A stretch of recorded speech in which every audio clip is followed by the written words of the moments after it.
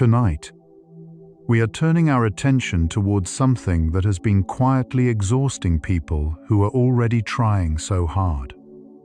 Why does healing sometimes feel like the harder you reach for it, the further away it moves?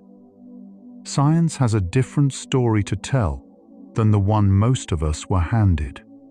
And that story does not begin with trying harder. It begins right here, with your body, exactly as it is. Welcome to Psychology for Sleep. Wherever you are right now, perhaps with your shoulders not quite released, your mind still carrying something from earlier today, allow yourself this particular kind of stillness.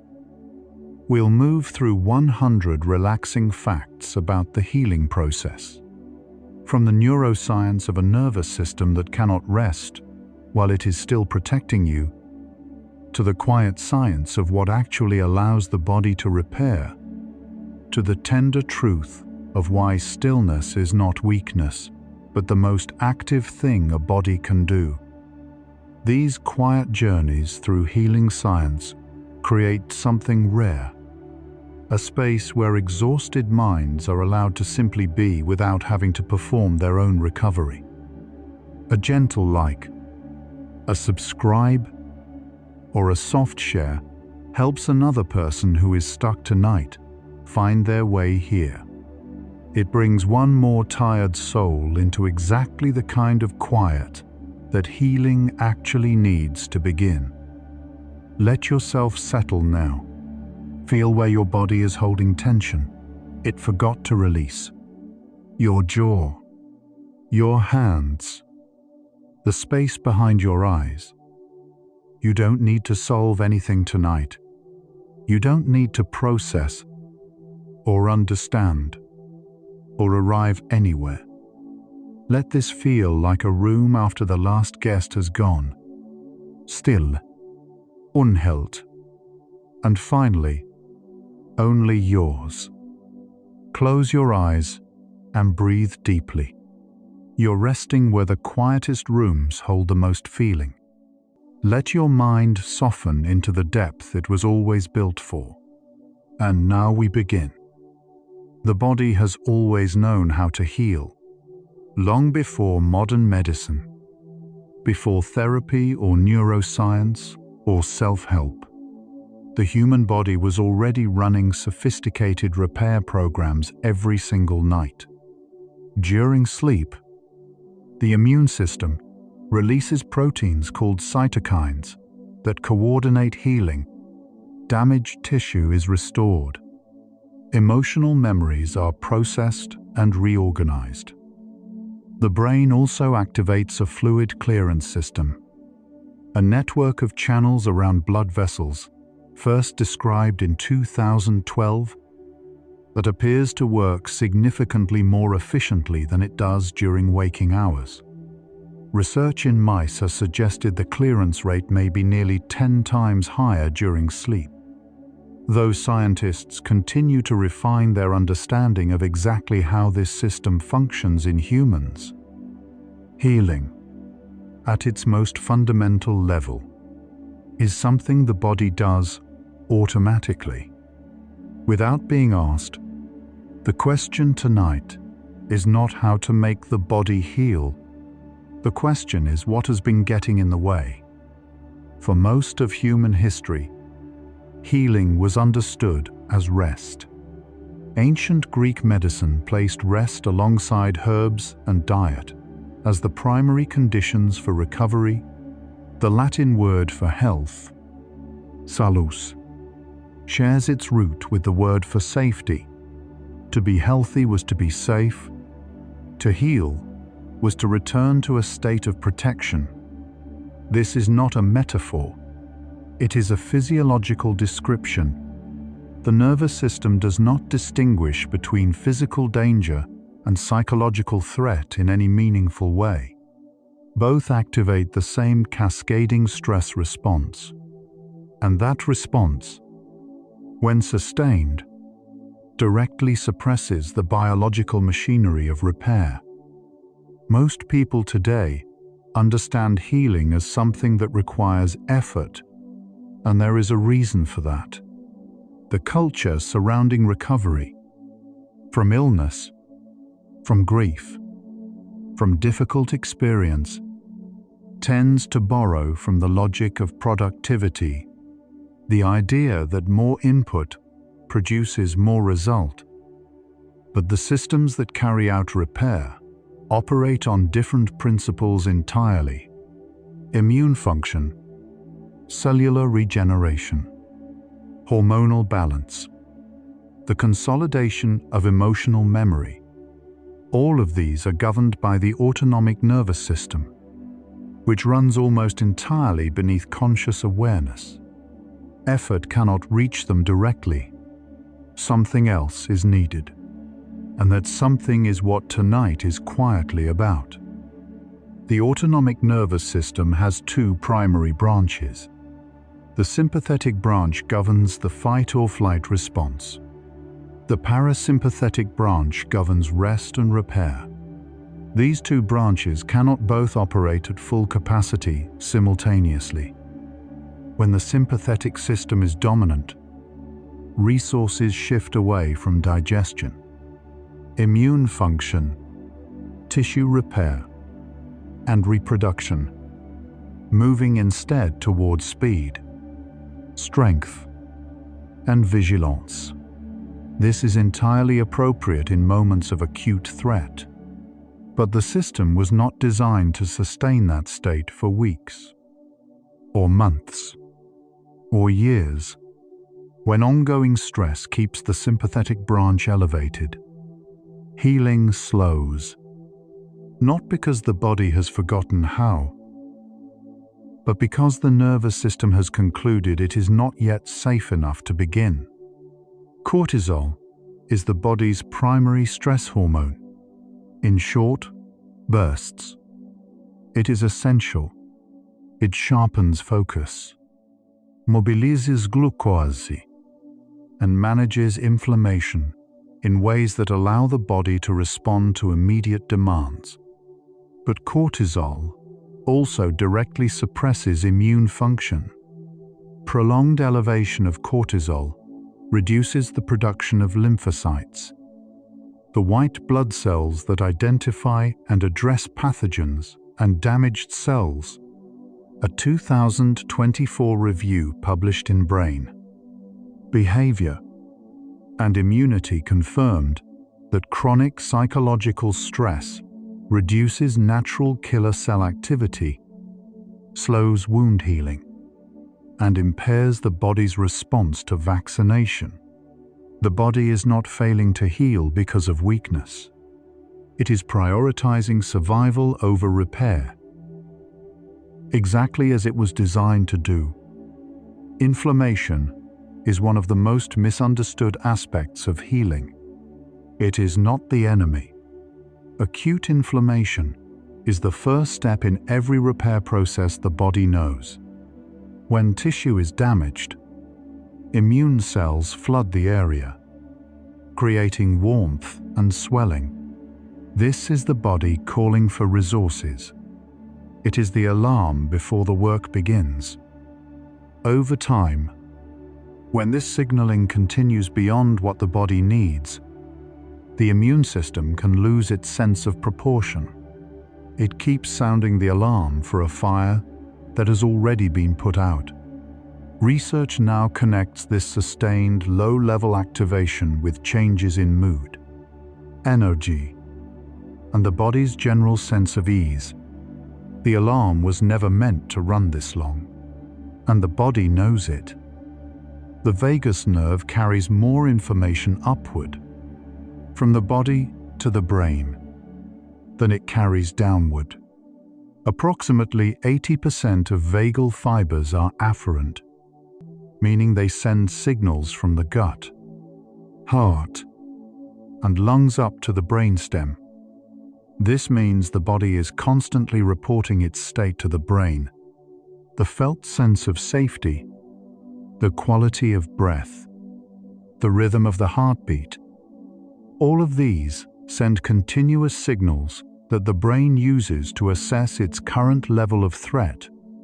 A tense body tells the brain it is not safe. A body allowed to soften tells the brain that danger has passed. Healing follows that signal. There is a useful distinction between approaches that work through the thinking mind and approaches that work through the body. Cognitive approaches involve naming emotions, understanding patterns, and reframing stories about what happened. Somatic approaches work through breath, movement, touch, and physical sensation. Research consistently shows that stress and difficult experience are stored not only as stories, but as body states. A posture of bracing, a chest that stays slightly lifted, a belly that stays slightly guarded. Understanding alone rarely releases these patterns. The body has to be reached in its own language. Both paths matter. And tonight, the body is already receiving a quieter kind of attention. Sleep is not passive. During non-REM sleep, the body enters its deepest repair states. Growth hormone is released in pulses. Cells divide and replace themselves. The immune system conducts surveillance and clears debris. During REM sleep, the brain processes emotional experiences. Memories are consolidated and connected to existing neural networks, which changes how they feel, not their content, but their emotional charge. Research published in Nature Neuroscience in 2023 confirmed that REM sleep specifically reduces the amygdala's reactivity to previously distressing memories, gradually turning down the volume on emotional pain during the night. This is not metaphor. This is neurobiology. Sleep is one of the most naturally available healing tools the body possesses. So here is the first signal worth sitting with tonight. The nervous system cannot heal while it believes it is under threat. And one of the most common threats it registers is the pressure to heal itself. The urgency people feel around their own recovery. The monitoring, the self-assessment, the measuring of progress can itself maintain the elevated sympathetic tone that prevents the parasympathetic repair state from fully activating. The body needs to feel safe enough to begin. And safety is not a mindset. It is a physiological state, one that begins right now, with something as quiet as a breath that is allowed to be complete. The polyvagal theory, developed by neuroscientist Stephen Porges and refined through ongoing research over the past decade, offers a more detailed map of the nervous system states involved in healing. Porges identified 3 primary states. The ventral vagal state, associated with social connection, safety, and openness. The sympathetic state, associated with mobilization and defense, and the dorsal vagal state, associated with shutdown and collapse. True healing occurs primarily in the ventral vagal state. This is not a relaxed passivity. It is an active engagement with the present moment from a position of felt safety. It cannot be forced. It can only be invited. The dorsal vagal state is less frequently discussed, but profoundly relevant to people who feel stuck.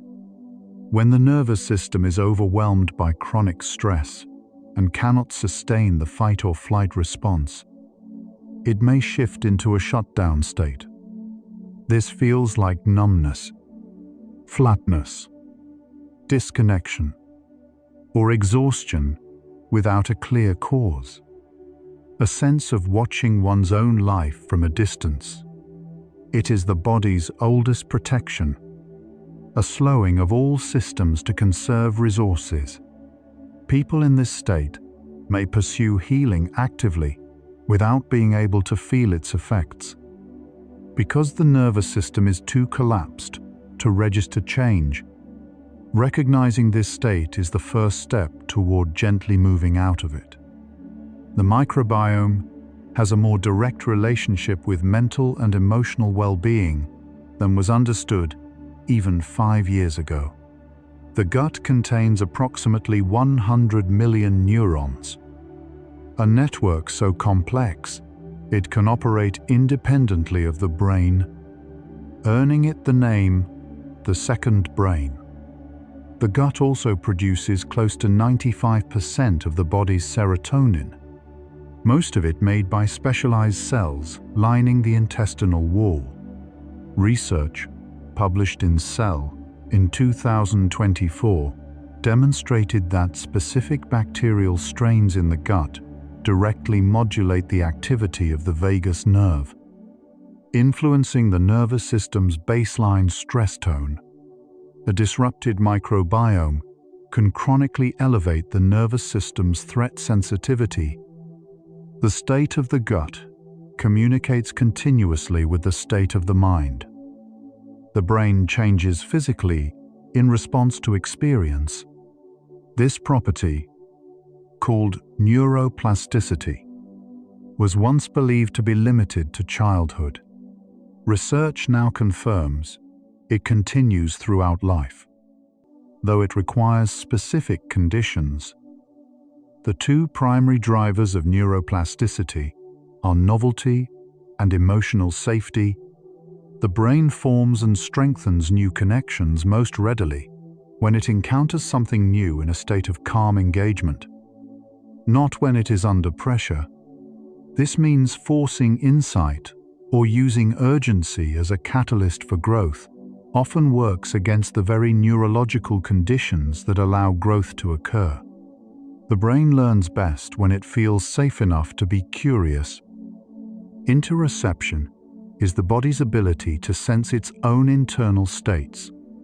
Heartbeat, breath, hunger, en fatigue, tension, warmth. It is processed primarily in the insular cortex, a fold of brain tissue tucked inside the lateral sulcus.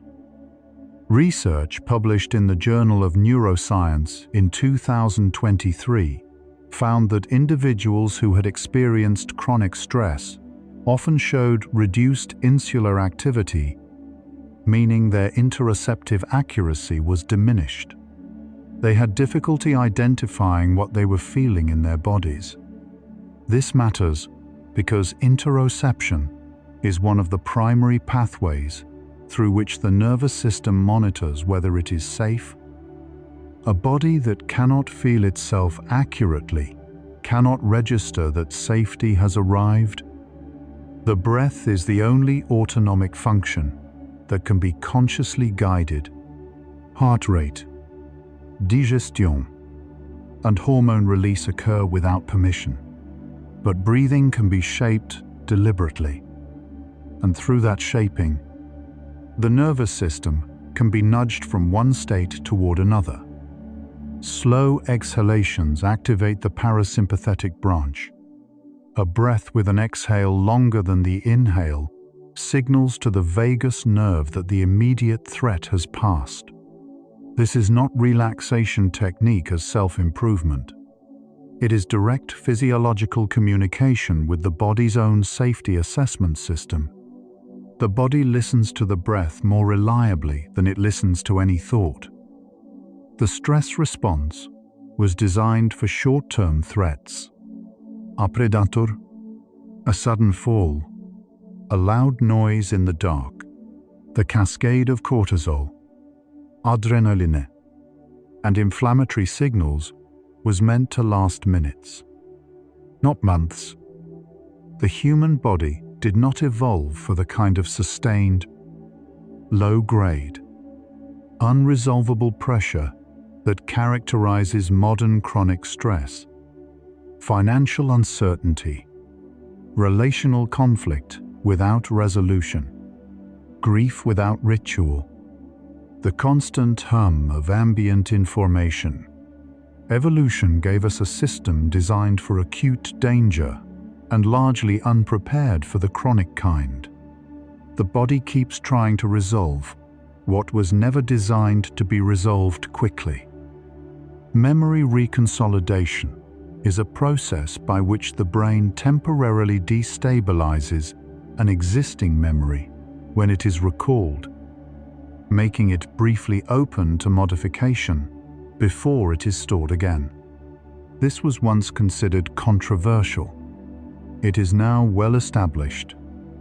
Every time a memory is recalled, it is rewritten slightly. The emotional texture can change. The connections to other memories shift. Research published in Neuron in 2023 confirmed that memory reconsolidation is one of the primary mechanisms through which therapy changes the brain. It is also one of the reasons healing is non-linear. The memories being changed are not erased. They are revised, slowly, over many retrievals. The body stores the residue of unprocessed experience not as narrative but as physical pattern. A growing body of research on somatic experience shows that the residue of difficult times is held in the body's posture, muscle tone, and autonomic state, not only in the stories we tell about what happened. A person who experienced chronic pressure may carry the physical signature of that pressure for years. A lifted chest, a shortened breath, a chronic readiness to brace, long after the source has passed. These patterns persist not because of personal weakness, but because the body's memory is held in a different system than the mind's. Touch is one of the most undervalued inputs in the healing process. The skin contains specialized nerve fibers called C-tactile afferents that respond specifically to gentle, slow, stroking touch. When activated, these fibers send signals directly to the insular cortex and trigger the release of oxytocin. Oxytocin suppresses cortisol, reduces amygdala reactivity, and promotes the feeling of safety. Research published in Current Biology in 2024 confirmed that even brief, gentle self-touch reduces physiological markers of stress in adults. The nervous system responds to touch as information about safety. The body of another, or one's own, can signal that the danger has passed. BDNF, brain-derived neurotrophic factor, is often described as the brain's growth support molecule. It helps existing neurons survive, encourages the formation of new connections, and is essential for learning and mood regulation. Chronic stress suppresses BDNF production. Exercise, sleep, and exposure to novelty all increase it. But one of the most consistently observed influences on BDNF is genuine social connection. A 2023 review published in Neuroscience and Biobehavioral Reviews found that perceived social support was among the strongest predictors of BDNF levels across the studies examined. The brain heals in relationship as much as in solitude. The default mode network is a constellation of brain regions that become active when the mind is not focused on an external task. During rest, daydreaming, and self-reflection. For a long time, this network was considered noise, the brain idling. Research now shows it is doing something essential. integrating experiences, constructing the sense of self, connecting past to present, and quietly simulating possibilities. People under chronic stress often show dysregulation in this network. It becomes active in ways that produce rumination rather than integration, replaying rather than processing, genuine mental spaciousness, not active relaxation, but unheld quiet, is required for this integrative work to proceed. The amygdala is the brain's primary threat detector. It is fast, automatic, and does not require conscious awareness to activate. It responds to patterns, a tone of voice, a facial expression, a smell, a posture that were once associated with difficulty, even decades earlier. It does not update automatically with new information. The prefrontal cortex, which evaluates context and provides regulatory influence over the amygdala, can learn to modulate these responses, but it is slower, and under conditions of fatigue, hunger, or high stress, the prefrontal cortex loses its steadying influence, and the amygdala returns to its default setting of vigilance. Rest is not indulgence. It is the condition under which emotional regulation remains possible. Healing is not linear. This is not a metaphor offered for comfort. It is a neurobiological description. The process of integrating difficult experience involves the destabilization and reorganization of neural networks, which means that periods of feeling unsettled often precede periods of feeling clearer. Therapy research consistently documents what clinicians call a pre-change shift in distress, a temporary intensification of symptoms as the system reorganizes. People who interpret this as failure often stop the process exactly when it is beginning to work. The nervous system in transition is not a nervous system that has gotten worse. It is a nervous system that has become mobile enough to change. And here is where the picture begins to come clear, and where a question opens for everything that follows. The nervous system requires safety before it can shift into repair. And that safety is not produced by understanding, or effort, or willpower. It is produced by the accumulated experience of conditions. A body allowed to soften, a breath that reaches all the way down, a moment that asks nothing. The question that will carry us through the next 75 facts is this: what does it actually look like to create those conditions, not as a practice or a method, but as a way of meeting the body where it already is? Let's pause here and notice your body for a moment. Right now, your brain is sorting today, deciding what matters, deciding what can be released, filing, connecting, letting go of what no longer needs to be held. You don't need to help it do this. You don't need to direct the process or make sure it's working correctly. It knows how. It has always known how. Notice the gentle weight of your body right now, the warmth in your hands, the rhythm of your breath without any effort. Your brain is tending to itself tonight. You only need to rest while it does. Now, we continue. The concept of window of tolerance, developed by psychiatrist Daniel Siegel and now central to trauma-informed care, describes the zone of nervous system activation within which healing is possible. Too little activation, the collapsed, shut down state. and the person cannot engage with the experience being processed. Too much activation, the flooded, overwhelmed state, and the prefrontal cortex goes offline and processing stops. Within the window, the person can feel the experience while remaining regulated enough to integrate it.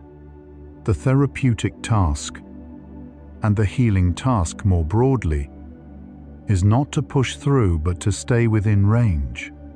Small steps, slow approaches, returning to safety. Often, chronic stress physically affects the hippocampus. The hippocampus is the brain region most involved in contextual memory, the ability to place experiences in time and space, to understand that the past is past, and to distinguish between what is happening now and what happened then. When the hippocampus is under chronic stress, this contextualization becomes harder. Experiences that belong to the past feel present. The body responds to old difficulties as if they are current.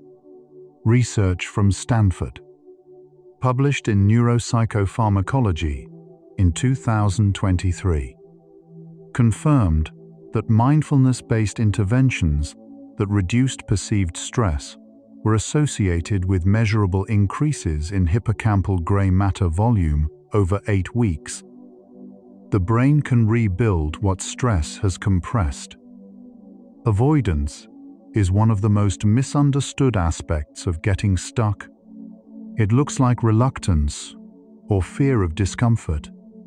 At the neurological level, it is something more precise. The nervous system has learned that certain cues, thoughts plus sensation, people, predict the onset of a distressing state, and it routes around them to prevent that state from occurring. This works in the short term. The distress is avoided, but the pattern also prevents the learning that would allow the nervous system to update its threat assessment. Avoidance preserves the prediction. Only gentle, gradual contact with avoided experience allows the nervous system to learn that the prediction no longer holds. The phenomenon known as learned helplessness, first identified by Martin Seligman in the 1960s and extensively studied since, describes what happens when an organism repeatedly encounters events it cannot influence. The nervous system learns that its behavior has no effect on outcomes. This learning becomes generalized. Even when influence becomes available, the organism often does not use it. Neuroimaging research published in 2024 in Nature Mental Health showed that learned helplessness is associated with reduced activity in the dorsolateral prefrontal cortex and the anterior cingulate cortex, regions involved in perceiving agency and motivating action. The stuckness is not a character trait. It is a learned neural pattern, and learned patterns can be unlearned. One of the most consistent findings in healing research is the role of felt safety in the social environment.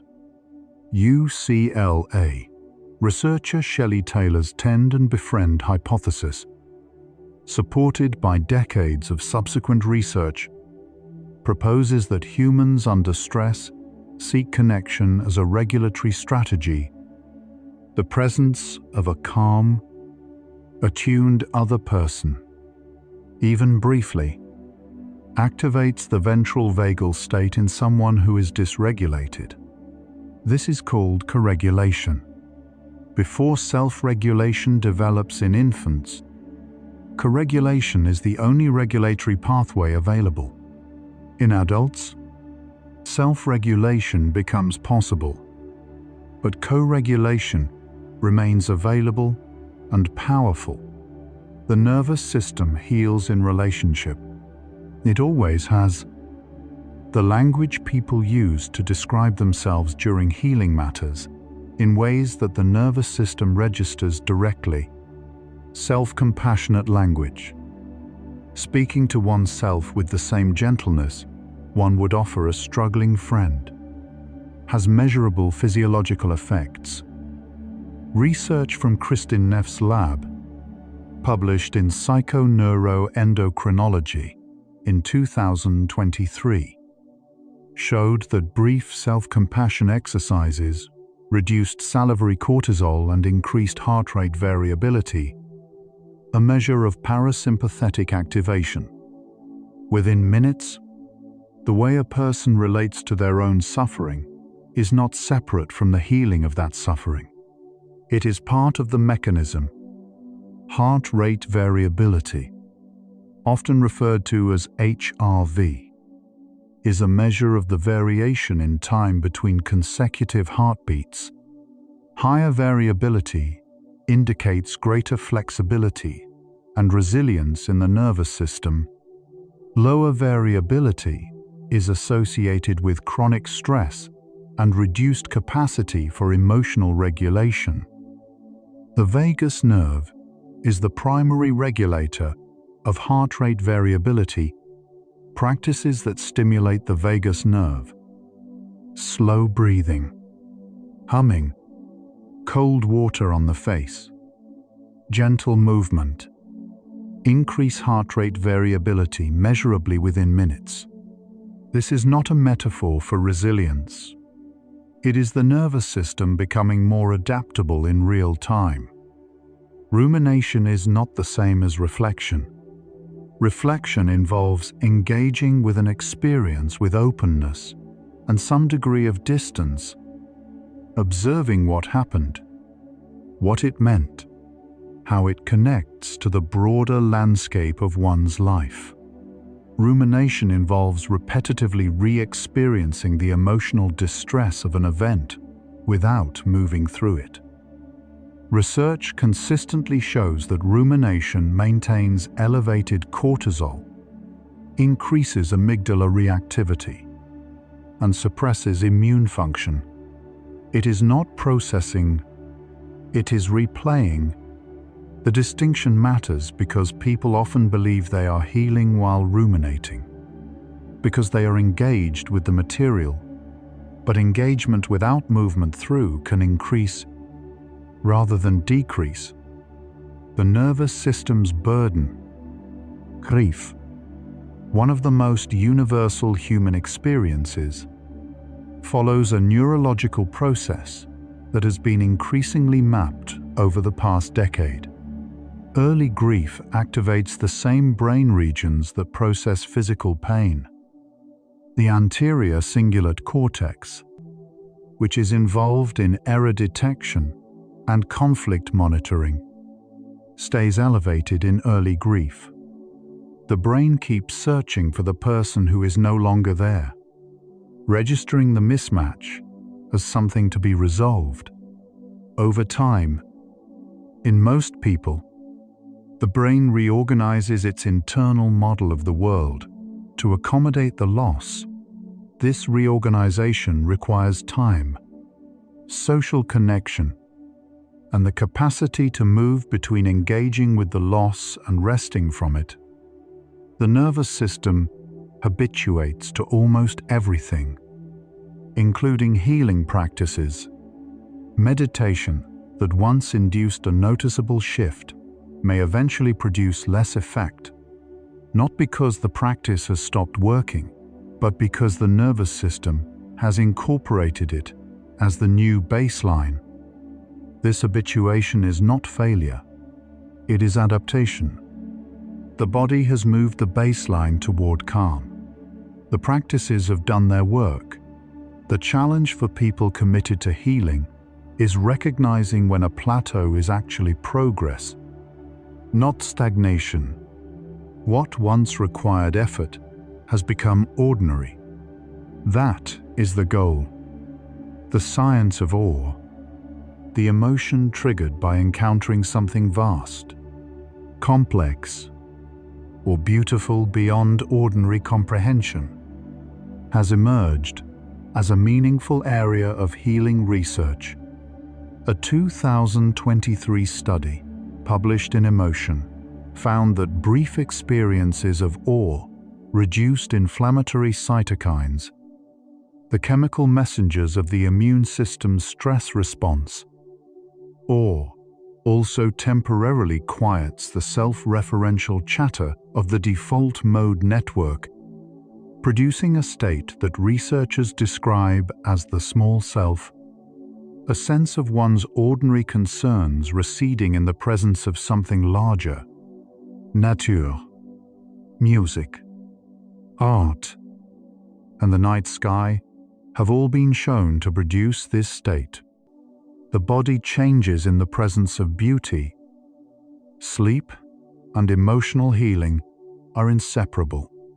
Research from the Walker Lab at UC Berkeley, along with multiple independent groups, has confirmed that REM sleep specifically strips the emotional charge from memories while preserving their informational content. The memory remains, but the pain associated with it softens. This process requires adequate REM duration. REM sleep is concentrated in the later hours of the night. The final 1 to 2 hours of a complete sleep period, people who consistently sleep 6 hours or fewer lose a disproportionate amount of REM. This is one of the most overlooked barriers to emotional healing. Not psychological resistance, but a simple deficit in the hours during which emotional processing occurs. The body's capacity for healing is not fixed. It changes based on the conditions the body is living in. A 2024 longitudinal study published in JAMA Psychiatry tracked over 3,000 adults for 5 years and found that the single strongest predictor of recovery from anxiety and depressive disorders was not the quality of treatment received, but the person's average sleep duration and perceived social support over the study period. Treatment accelerated recovery. Sleep and connection made it possible. The biology of healing is not located only inside therapeutic sessions. It lives in the ordinary hours, the meals, the rest, the quality of the relationships surrounding every day.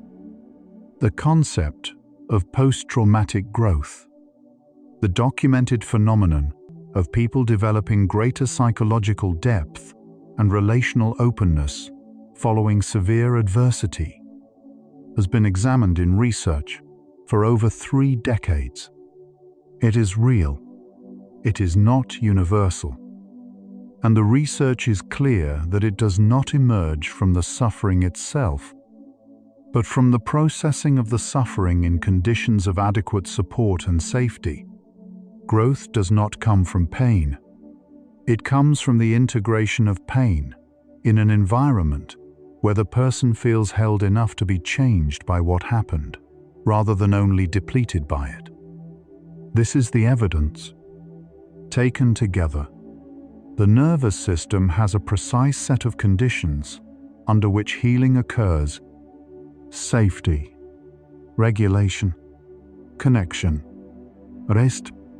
These are not soft variables, not morale or attitude or willpower.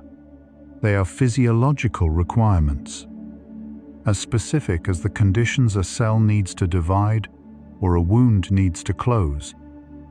When those conditions are absent, healing slows or stalls, regardless of effort or intention.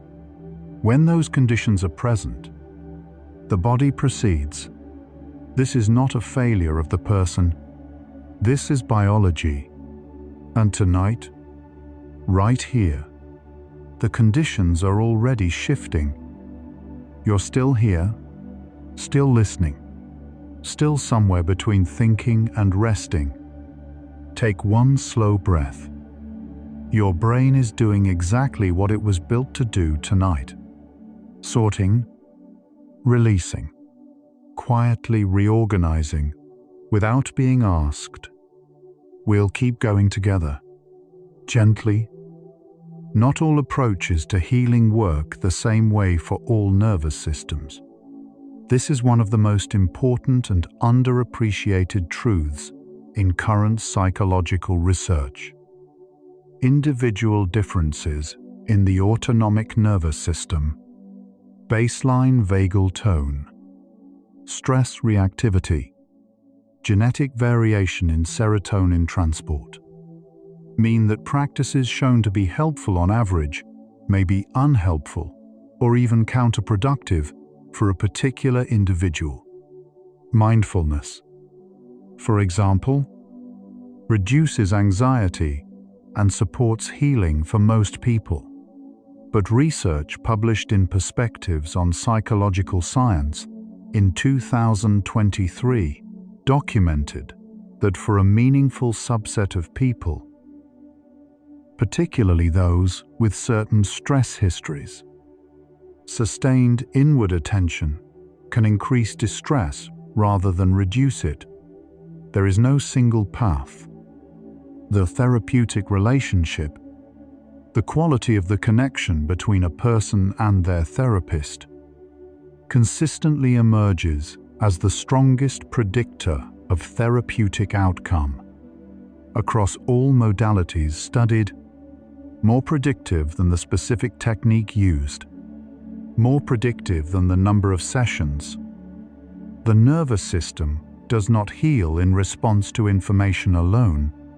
It heals in the presence of a regulated, attuned other person who communicates through tone, pace, expression, and timing that this moment is safe, technique matière. But it works within the container of relationship. The most sophisticated intervention, delivered without genuine presence, loses a significant portion of its effect. There is a distinction between understanding and integration that is rarely made clearly. Understanding is cognitive, knowing why something happened, how it shaped one's patterns, what meaning it carries. Integration is something different. The experience being organized into the broader network of the self in a way that changes how it is actually held in the body. People can develop profound understanding without integration occurring. They know everything and still feel the same way in quiet moments. This is not a failure of understanding. It is simply evidence that the body needs to be reached, not only the mind, and that reaching requires conditions, not conclusion. The immune system and the nervous system communicate bidirectionally through a complex network of chemical messengers, cytokines. Inflammatory proteins released by immune cells cross the blood-brain barrier and directly alter mood, motivation, and cognitive function. This is now understood as the mechanism behind what was once called sickness behavior, the fatigue, social withdrawal, and lowered energy that accompany illness. It is also one of the mechanisms underlying depression, which involves elevated inflammatory markers in a meaningful subset of people. The mind does not cause the body's distress independently. The body and mind are one system, in continuous conversation with itself. Epigenetics, the study of how environmental experience modifies gene expression without altering the underlying DNA sequence, has expanded understanding of how stress is held across time. Research has shown that early adverse experiences can alter the methylation of genes involved in the stress response, making the system governing cortisol release more reactive across a lifetime. Emerging research suggests these changes are not permanent. Therapeutic intervention, sustained supportive relationships, and improved sleep have all been associated with shifts in stress-related gene expression, the body gradually updating its own instructions when the conditions around it begin to change.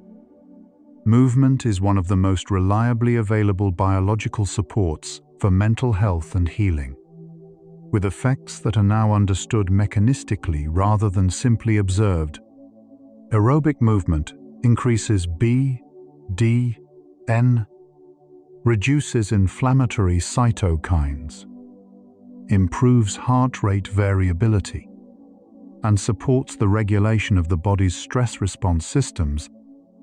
A large 2024 review found that consistent movement produced meaningful improvements in mood and energy, comparable to many commonly used approaches, and with effects that extended into sleep quality and emotional regulation.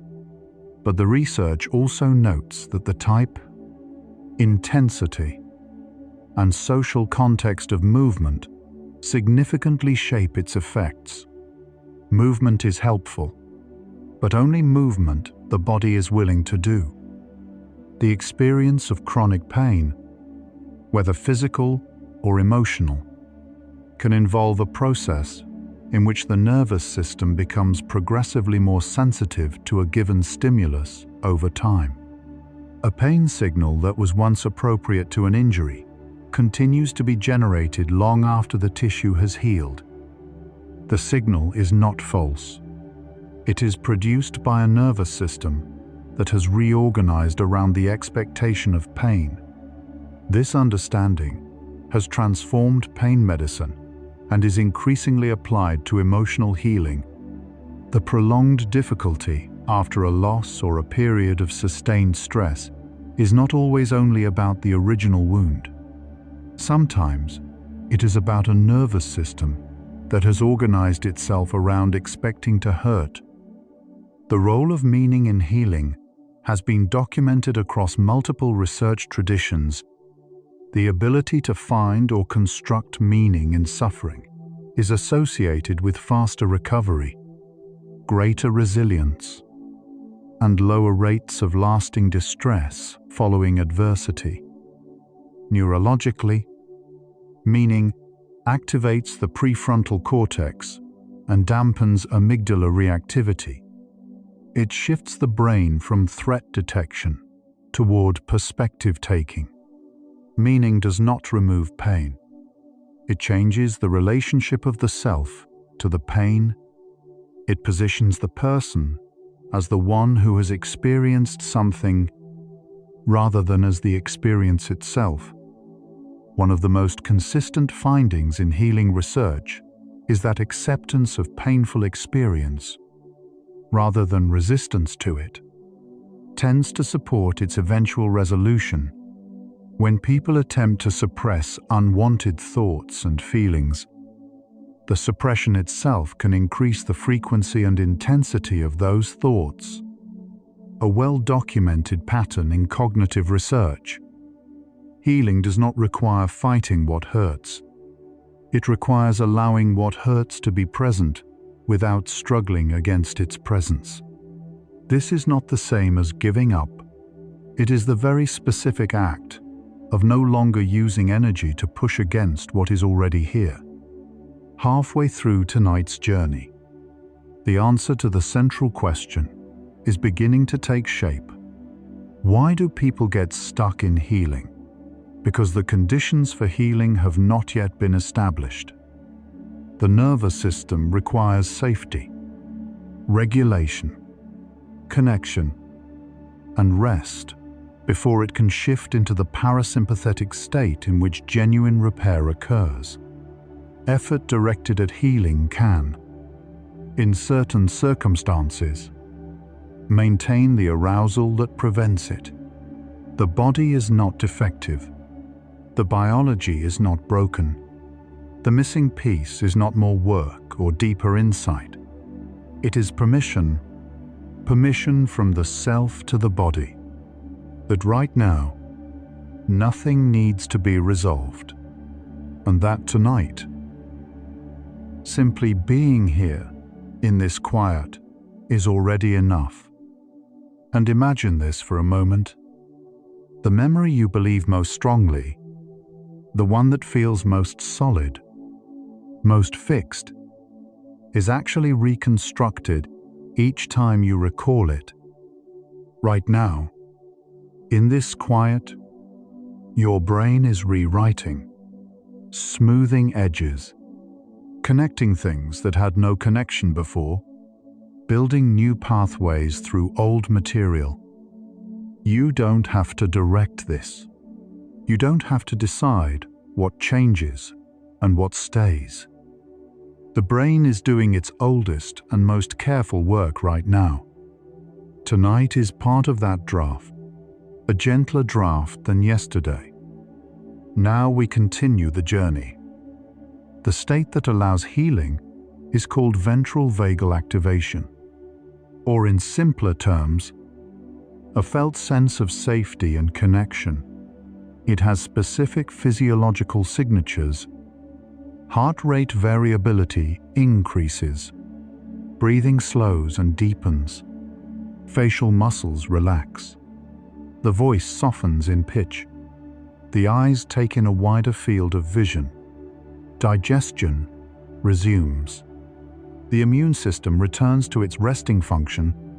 All of this happens automatically when the nervous system believes the threat has passed. And the nervous system believes the threat has passed when the body is sending those signals, not when the mind has decided everything is fine. The body leads, the mind follows. Presence is not the same as awareness. Presence is a specific quality of attention. Open, non-evaluative, gently sustained in the current moment without the pressure to analyze or change it. Research on contemplative practices consistently shows that this quality of presence, even briefly sustained, reduces default mode network hyperactivity, lowers cortisol, and increases activity in the prefrontal cortex and insula. The nervous system responds to being witnessed, even by oneself, with something that functions like relief. The act of simply noticing what is present, without needing it to be different, is one of the most available activators of the healing state. The body completes stress responses. This is how it was designed. A gazelle pursued by a predator, if it escapes, will stand and shake for several minutes before returning to grazing. The shaking is the completion of the arousal cycle, the discharge of mobilized energy that was never spent. Peter Levine's somatic experiencing approach, now backed by a growing evidence base, including a clinical trial published in the Journal of Traumatic Stress in 2023, proposes that many people are held in incomplete stress responses, the body still waiting to finish what it began. Slow, titrated movement through the body's natural completion patterns can release what has been held. The parasympathetic nervous system is not the absence of activity. It is an active, organized state of restoration. During parasympathetic dominance, the digestive system processes nutrients, reproductive hormones normalize. Telomeres, the protective caps on chromosome ends that shorten with chronic stress, stop being degraded. Research, pioneered by Nobel laureate Elizabeth Blackburn and colleagues, shows that practices that increase parasympathetic tone, including meditation, adequate sleep, and perceived social support, are associated with longer telomeres and slower cellular aging. The healing state is not passive. It is the body, investing in its own future. One of the clearest windows into nervous system state is the voice. The vagus nerve innervates the larynx, pharynx, and middle ear musculature. When the ventral vagal system is active, these muscles are tuned to the frequency range of the human voice, making it easier to hear and be heard. To attune to another person's emotional state through prosody and tone. When the sympathetic system is dominant, the middle ear tuning shifts toward low-frequency sounds, the sounds of environmental threat, music, particularly music in the frequency range of the human voice, can directly support vagal tone. This is not speculation. It is a measurable effect, with a documented mechanism. Cold water on the face activates the diving reflex, an ancient mammalian response that slows the heart rate and shifts blood toward the core. This reflex is mediated by the vagus nerve and produces a rapid parasympathetic response that can shift nervous system state within seconds. It is used in clinical settings as a rapid de-escalation technique for people experiencing acute emotional flooding. The reflex does not care about the reason for the distress. It responds to the cold. The body has more tools for regulating itself than the mind tends to remember. Genuine laughter, not the social performance of laughter, but the uncontrolled, embodied kind, involves a cycle of arousal and release that functions as a form of nervous system exercise. Research published in PLOS One in 2024 found that spontaneous laughter reduced cortisol and inflammatory markers while increasing natural killer cell activity. Joy is not the absence of healing. It is part of its biology, and it tends to arrive more often when the nervous system is not spending all of its resources on vigilance. Research across multiple countries now consistently shows that even 20 minutes in a natural environment, a park, a forest, a garden, reduces cortisol, lowers blood pressure, decreases amygdala reactivity, and increases heart rate variability. Studies of time spent in forested environments, replicated in Scandinavia, South Korea, and the United States, have documented lasting effects on immune function from single extended exposures. The effect is not primarily cognitive. It is sensory, the visual complexity, the sound environment, the air. All of these inputs speak directly to the autonomic nervous system in a language that predates thought. Creativity, including making art, writing, and music, activates the default mode network in a way that supports integration rather than rumination. Research published in Frontiers in Psychology in 2023 found that unstructured creative activity, specifically activity without a performance goal, reduced emotional distress and inflammatory markers in people recovering from difficult events. The key element was the absence of evaluation. When the creative act was being assessed, the benefits diminished. When it was done purely for the experience of making, the nervous system responded differently. Healing sometimes happens in the making of things that no one will ever see. The concept of titration comes from chemistry. The slow, careful addition of one substance to another to achieve a specific reaction without causing an uncontrolled response. Applied to healing, titration means approaching difficult material slowly enough that the nervous system can remain within its window of tolerance throughout the contact. A difficult memory approached too directly, too quickly, floods the system and produces more activation rather than resolution. The same memory approached in small doses, felt briefly, then returned to safety, allows the nervous system to complete the interrupted response without being overwhelmed by it.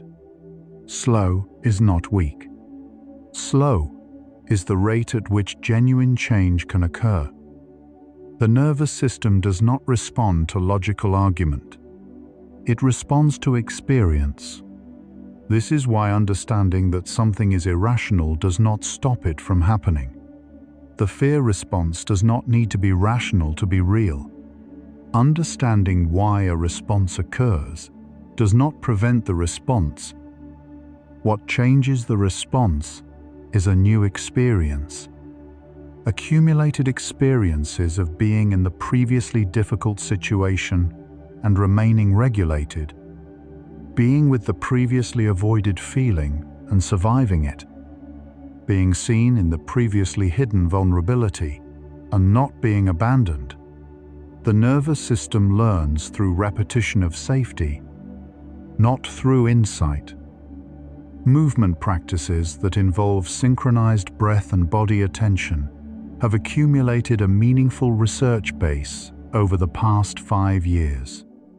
A 2024 systematic review, published in Psychosomatic Medicine, examined over 80 randomized controlled trials and found that yoga-based interventions reduced distress symptoms and physiological markers of chronic stress, comparably to first-line psychological treatments. The mechanism involves the direct influence on the autonomic nervous system through breath control and the physical experience of moving into and out of activation in a controlled environment. The body learning that it can move through intensity and return to calm is one of the most transferable lessons the nervous system can receive.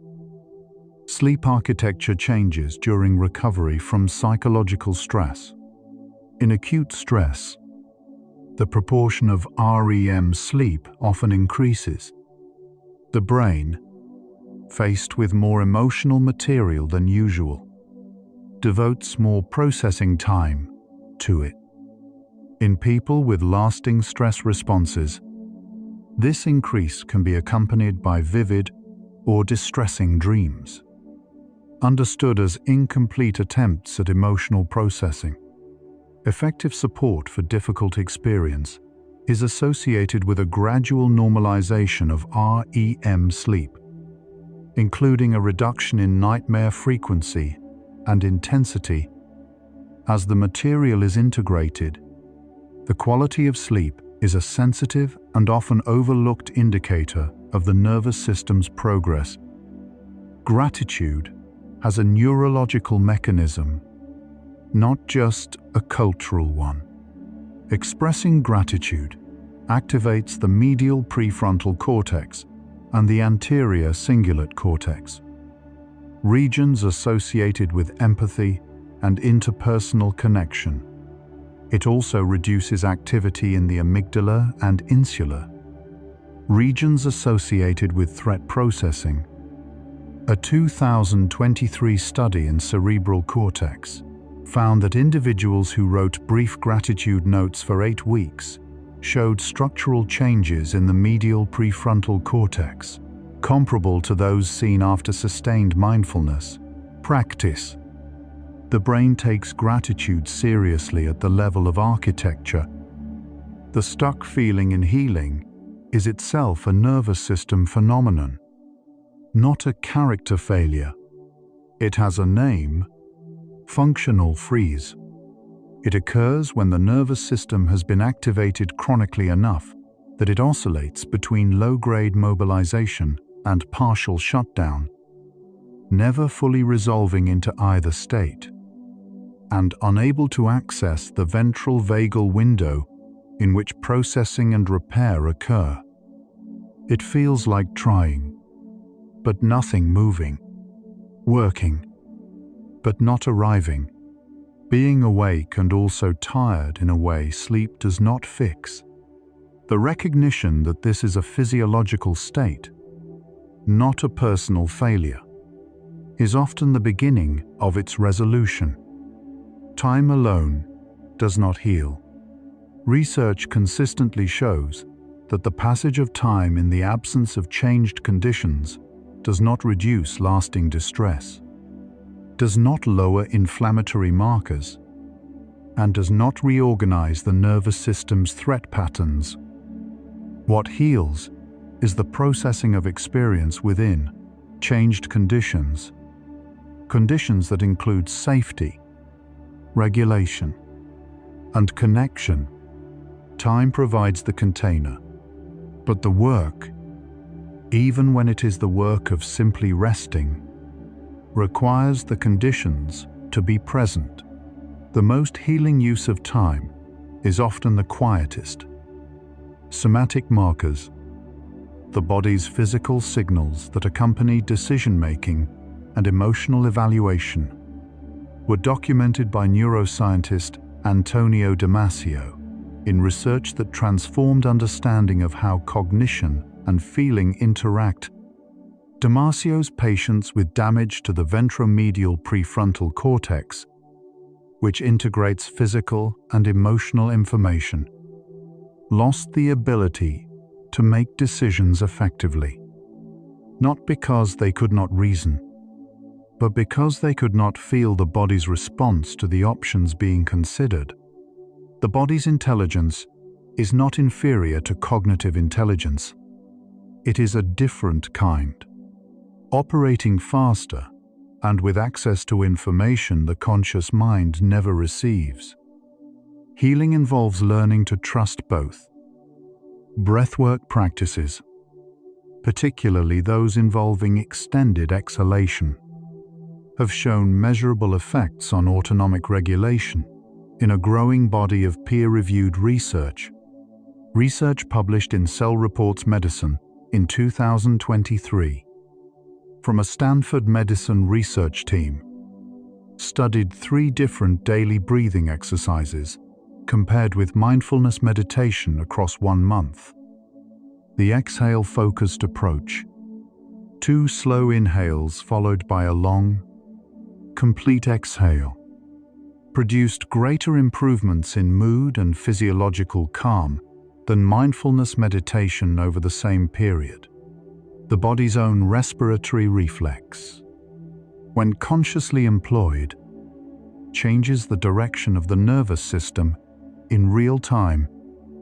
The science of attachment continues to develop into adulthood in ways that earlier models did not fully capture. The Harvard study of adult development, one of the longest-running studies of human well-being in existence, has consistently found that the quality of close relationships in midlife is the strongest predictor of health, happiness, and cognitive function into late age, stronger than genetics, wealth, or lifestyle factors. Attachment is not something that matters only in childhood. It matters across the entire lifespan. The nervous system remains responsive to relational experience for as long as a person is alive. New relationships can provide new templates. Contemplative practices, examined through the lens of neuroscience, show consistent effects on the nervous system across different traditions. Prayer, meditation, ritual, and the experience of something larger than the self all activate the default mode network in ways associated with integration rather than rumination. They reduce amygdala reactivity. They increase heart rate variability. A 2024 review in Psychological Bulletin covering studies across multiple cultural and religious traditions, found that regular contemplative practice was associated with reduced inflammatory markers and improved immune function, independent of specific belief content. Something in the act of turning toward what is larger than the ordinary self quiets the threat system. Forgiveness, one of the most studied constructs in well-being research, has a physiological profile. Research from Virginia Commonwealth University has documented that the practiced orientation of releasing resentment, not the feeling, but the sustained choice, is associated with reduced blood pressure, lower cortisol, improved immune function, and decreased anxiety over time. Forgiveness does not mean minimizing harm. At the nervous system level, it means releasing the sustained, sympathetic activation of ongoing resentment. The body carries a grudge as physical weight, as chronic low-grade vigilance toward a difficulty that is no longer present. The body's natural response to completion is exhalation. When a task ends, when a tension releases, when something resolves, the body exhales. Research published in Cell Reports Medicine in 2023 from a Stanford Medicine research team found that a specific pattern, 2 slow inhales followed by a long, complete exhale, produced faster improvements in mood and physiological calm than mindfulness meditation over the same practice period. The nervous system has its own language for relief, and the breath is one of the most direct ways to speak it. The nervous system's response to chronic uncertainty is physiologically similar to its response to threat. Uncertainty activates the anterior cingulate cortex, the brain's error detection system, in ways that maintain sympathetic arousal. The unknown future is processed as a potential difficulty. Research published in Nature Reviews Neuroscience in 2023 confirmed that reducing uncertainty, even if the certain outcome is not preferred, reduces the physiological stress response. Compared to sustained uncertainty, the body would rather know when certainty is unavailable. The practices that help most are those that anchor attention in what is known right now. This breath, this weight of the body, this moment. The body heals during sleep in a different way than it heals during waking rest. During waking rest, the parasympathetic system is active and repair processes run. But during sleep, and particularly during slow-wave non-REM sleep, growth hormone is released in concentrated pulses that do not occur during waking. These pulses drive cellular repair, protein synthesis, and tissue regeneration at a rate that waking rest cannot match. The immune system also conducts surveillance during sleep that is qualitatively different from its waking function, identifying and responding to changes in ways that require the reduced metabolic competition of the sleeping body. Sleep is not a pause in healing. Sleep is where healing concentrates. The question has been answered. Why are people held in place when it comes to healing? Because healing requires conditions that effort cannot produce. The nervous system heals in safety, in connection, in rest, in the permission to be incomplete without consequence. When those conditions are absent, when healing is treated as a project to be completed, a performance to be assessed, a deficit to be overcome, The effort itself can maintain the sympathetic arousal that prevents the parasympathetic repair state from activating. You are not stuck because you have failed to try hard enough. You are held in place because the body is still waiting to feel safe. And tonight, in this quiet, that permission is already being given. The answer is not doing more. The answer is allowing what is already there. Almost there now. Rest a little deeper. Sleep does not come when you try to sleep. Every person who has ever lain awake, reaching for sleep, knows this. Sleep comes when you stop trying. This is exactly that moment. The trying can stop now. The working, the assessing, the checking, whether it's working, all of it can put itself down. Your body knows the way. It has always known. It has done this countless times without your help. Just let go. We'll continue with the final facts. You are not behind on healing. There is no schedule you are failing to meet. The body moves at the rate the conditions allow, and those conditions change. Season by season, year by year, as resources accumulate, as relationships deepen, as sleep slowly does its work. What feels like no movement is often the invisible preparation for movement. The roots grow before anything appears above the soil. The nervous system can heal at any age.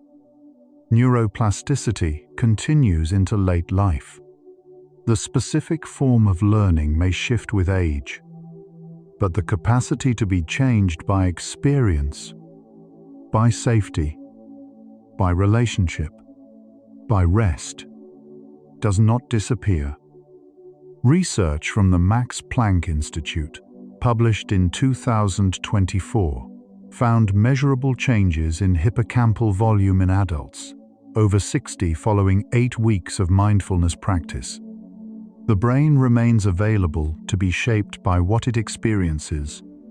As long as there is experience, there is the possibility of change. The most quietly available act in healing may be rest, not the performance of rest. Lying down while monitoring whether you are resting correctly, but genuine, unclaimed rest.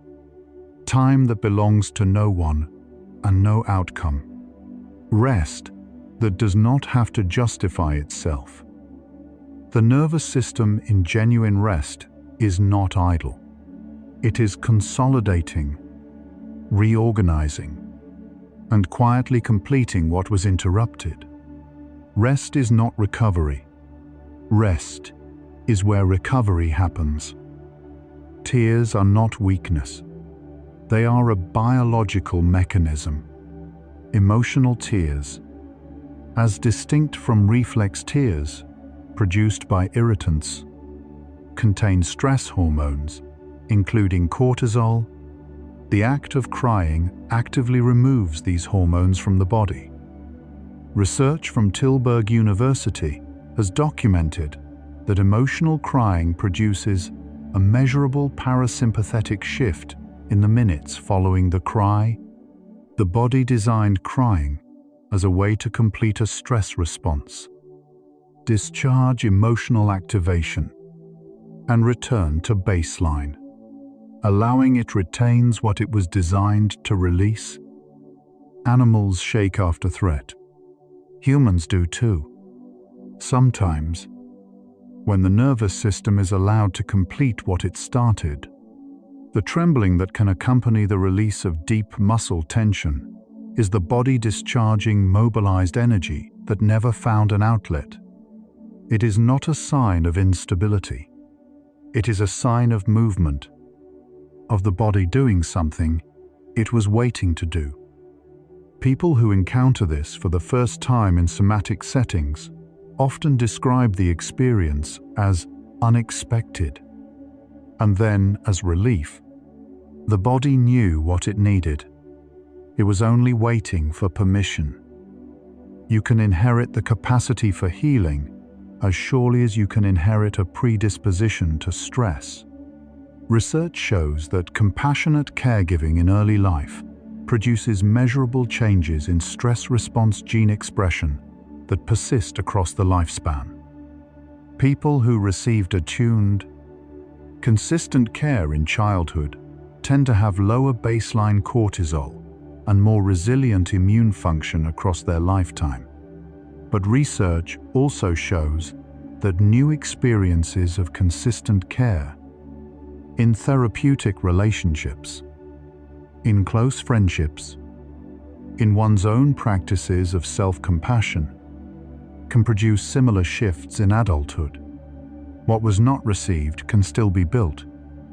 The body remembers kindness the same way it remembers difficulty. Both leave traces in the autonomic nervous system, in muscle tone, in the baseline of the stress response. The body of someone who has been consistently met with gentleness responds differently to pressure than the body of someone who has not. But this is not fixed. Every instance of genuine self-compassion, every moment of being met with care, every night of adequate sleep is updating the body's prediction about what to expect from the world. The update is slow, but it is real. Connection to something larger than oneself. Whether a relationship, a community, a practice, or simply the awareness of existing in an immense and ancient universe, has measurable effects on the nervous system's baseline. Research from the Greater Good Science Center at UC Berkeley consistently documents that compassion, ave, gratitude, and love are associated with reduced inflammatory markers and increased vagal tone. The nervous system treats belonging as safety. Being part of something reduces the vigilance required to navigate the world alone. The body does not need to understand what it is releasing. It only needs the conditions in which release becomes possible. Understanding is valuable, but the body also heals in the absence of understanding. Through sleep that processes what the mind never consciously touched. Through movement that completes what language cannot reach. Through simply being held in a moment of quiet until something that was braced begins to soften without explanation. The body is not waiting for the right words. It is waiting for the right conditions. Repair is ordinary. It happens every night, without fanfare, without effort, without any participation from the conscious mind. The immune system replaces cells. The fluid clearance channels in the brain become active. The brain files and reorganizes experience. The body that went to sleep slightly more depleted than the body that woke is already, in the biological sense, healing. This has always been true. The healing has never not been happening. The question was never whether it was possible. The question was whether the conditions allowed it to be complete. The language of healing is often the language of opposition, fighting illness, overcoming adversity, winning against what hurts. This framing has consequences. Research published in Social, Psychological and Personality Science in 2023 found that framing chronic illness in combative terms was associated with higher rates of psychological distress and lower rates of adaptive coping than framing the same conditions in terms of navigation or accommodation. The body is not an opponent to be defeated. It is a system doing its best, with the information and resources available. Working with it is different from fighting it. The difference is not semantic. It is physiological. Stillness is not doing nothing. At the cellular level, at the level of the autonomic nervous system, at the level of the sleeping brain, stillness is full of activity. The impression of passivity is a surface impression.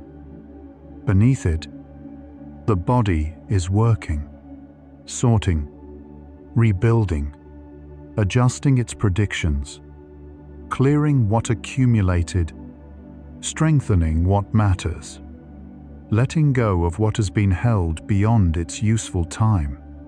Stillness is the condition in which the most important work can happen without interruption. The chronic exhaustion that many people experience during periods of sustained stress is not laziness. It is the physiological cost of sustained alertness. Maintaining a state of scanning, anticipating, monitoring. This consumes significant metabolic resources. The brain, which accounts for approximately 20% of the body's total energy use, increases its consumption during chronic stress. The tiredness is real. It is the energy cost of staying ready. Rest that reduces the vigilance is not indulgent. It is the most efficient thing available. Grief does not follow stages. This is now a consensus position in bereavement research. Grief is variable, non-linear, and deeply individual. Research published in Current Directions in Psychological Science in 2023 documented that the majority of bereaved people naturally oscillate between two orientations: toward the loss and away from it, tending to the pain and then returning to ordinary life. This oscillation is adaptive. The movement between engagement with grief and rest from grief is the process, not a detour from it. The breaks are not avoidance. They are necessary. So, why do people find themselves held in place when it comes to healing? The answer has arrived from many directions tonight. Because the nervous system requires safety before it can shift into repair. Because effort and urgency can maintain the sympathetic tone that prevents that shift. Because the body heals in conditions. Rest, connection, time within the window of tolerance that the pace of ordinary life rarely creates. And because the deepest healing is not something the conscious mind can force, it is something the body does when it is finally allowed. The stuckness is not the problem. It is the signal. It is the body communicating exactly what it needs. The quietest moments often carry the most healing, not the dramatic breakthroughs or the cathartic releases, though those are real and valuable, but the accumulated ordinary moments of being okay, of a morning that begins without dread, of a laugh that arrived without effort, of a night that allowed sleep without difficulty. These moments register in the nervous system as data. The world is not always difficult. The body can soften. The prediction can change. Healing is made of these moments, stacked slowly, one upon the next. The concept of pendulation from somatic practice describes the oscillation between activation and settling that the nervous system uses to complete stress responses without being overwhelmed by them. Like a pendulum, the system moves toward activation and then returns to rest, toward the difficult material and then away, into the wave and back to the shore. The return to rest is not retreat. It is the other half of the cycle. Without it, The system cannot complete what it began. Time spent in silence has physiological effects independent of other practices. A 2023 study published in Brain Structure and Function found that extended periods of silence stimulated neurogenesis in the hippocampus in animal models. Research in humans has documented that silence reduces cortisol, lowers blood pressure, and decreases activity in the ruminative circuits of the default mode network. The nervous system, accustomed to constant input, responds to silence the way a body responds to water after thirst. Something that was reaching relaxes. Something that was bracing settles. Silence is not empty. It is the space in which the nervous system can hear itself. The capacity for joy is not lost in the process of healing. It becomes more available. Research consistently documents that people who have integrated difficult experience report a deeper capacity for positive emotion, not a shallower one. Not because the pain was erased, but because the system is no longer devoting its resources to containing it. The return of ordinary pleasure, warmth, color, duster, quiet laughter, is often one of the first signs that the nervous system has found its way back to safety. The body wants to be well. It has always been moving in that direction. The most important thing that changes in healing is not what happened. What happened cannot be changed. What changes is the relationship between the self and what happened, the texture of it, the emotional charge, the predictions it generates, the posture it leaves behind. The past becomes, gradually, something that occurred, real, acknowledged, held with care, but no longer something that is occurring right now. This is integration, not forgetting, not diminishing, but the past finally resting in the past, while the present moment becomes available again. That is what healing is. That is what tonight is moving toward, one breath at a time. You have been healing longer than you know. The night that finally brought some sleep, the morning that felt slightly lighter, the conversation that held more than you expected, the moment you chose rest over performance. All of it has been the body slowly accumulating evidence that something different is possible. The work has been happening in the quiet spaces, in the ordinary hours, in the parts of the day that felt like pauses rather than progress. None of it was wasted. The nervous system, given the conditions it needs, always moves toward regulation. It is not ambivalent about healing. It is not resistant to its own repair. It is simply very good at protecting what it has been taught to protect against. When the teaching changes, gradually, in small moments of safety, in accumulated experiences of being okay, the nervous system follows. It is built to adapt. Adaptation is its deepest competence. Tonight is part of the accumulation.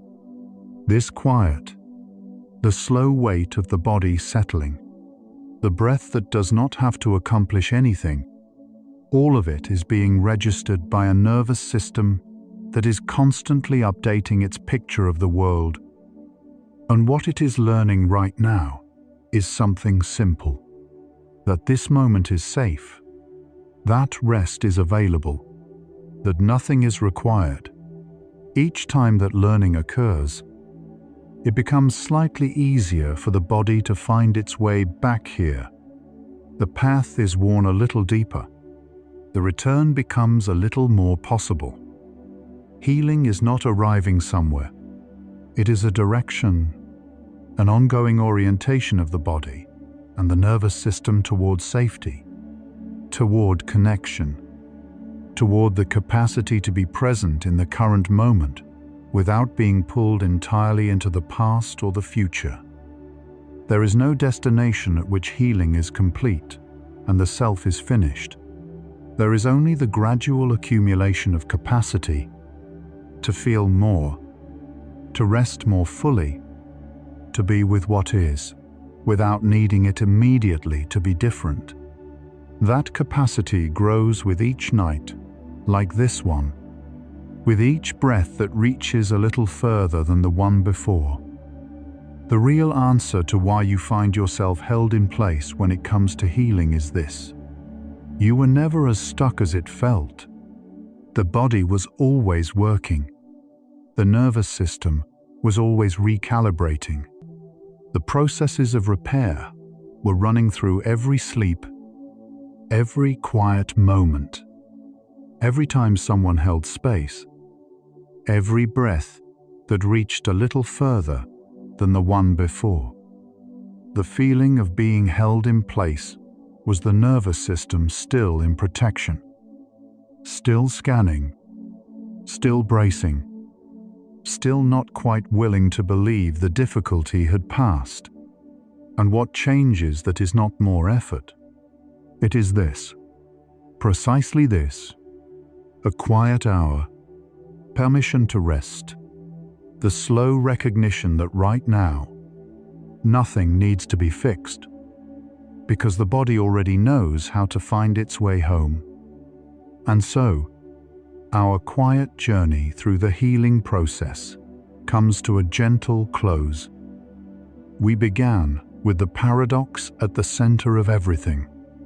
The nervous system cannot shift into repair while it is still scanning for threat.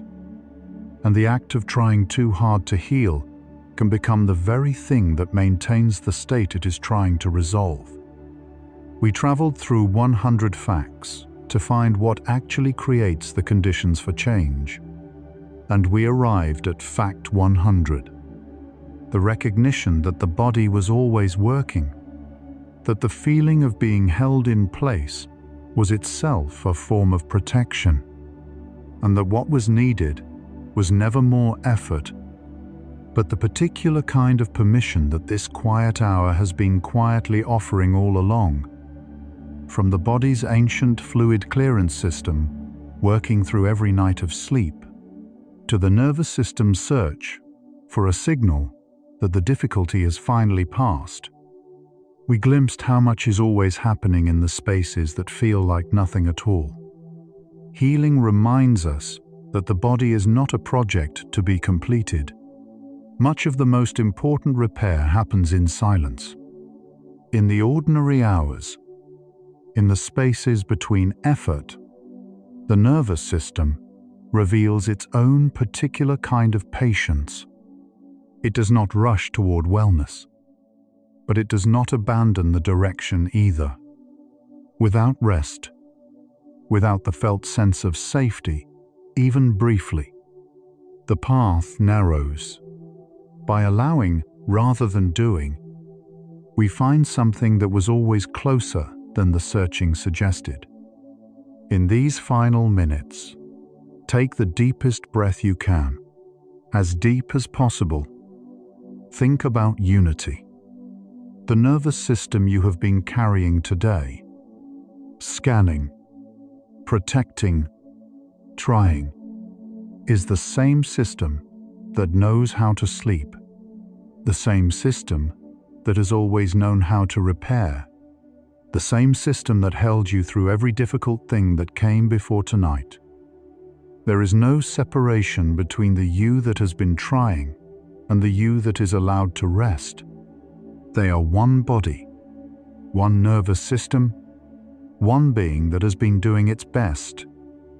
Let your entire being dissolve into the quiet that your particular kind of mind has been searching for all day. Prepare for deep sleep, no boundaries left, only peace. If this quiet hour helped something in you soften that has been held for a while, if something in the science tonight offered your nervous system permission it had been waiting for, a gentle share might carry that permission to another person lying awake right now, wondering why they are still trying so hard. One quiet tap, one more tired mind finding its way to stillness. The process of repair is still unfolding right now. In your cells, in the slow recalibration of your autonomic nervous system, in the quiet consolidation already beginning as this hour settles. You don't need to hold any of this. It was never yours to carry. You've traveled inward tonight, through corridors most people never pause to notice. You touched the architecture of how healing actually works, and found it more patient, more already in progress, than it seemed when you arrived here. You can allow these thoughts of healing to fade now, like the last image of a dream at dawn, present, then softer, then simply part of everything, leaving only the quiet, unheld calm behind. Let your breathing deepen. Let your body feel heavier, as if all you've been carrying today is being sorted by careful, invisible hands, and is simply setting itself down. If sleep comes, let it carry you the way consolidation does, not with force, but with quiet intention, into a realm where time and weight no longer matter. If your eyes are still open, the next video is waiting for you, ready to continue the journey. But if they're closed, stay there. Stay in the darkness that feels safe and warm. Tomorrow, your nervous system will still be there, still tending, still weaving, still becoming, still moving in the direction it has always been moving. But tonight belongs to stillness. Rest well, gentle explorer, and remember, your body already knows the way home. Good night.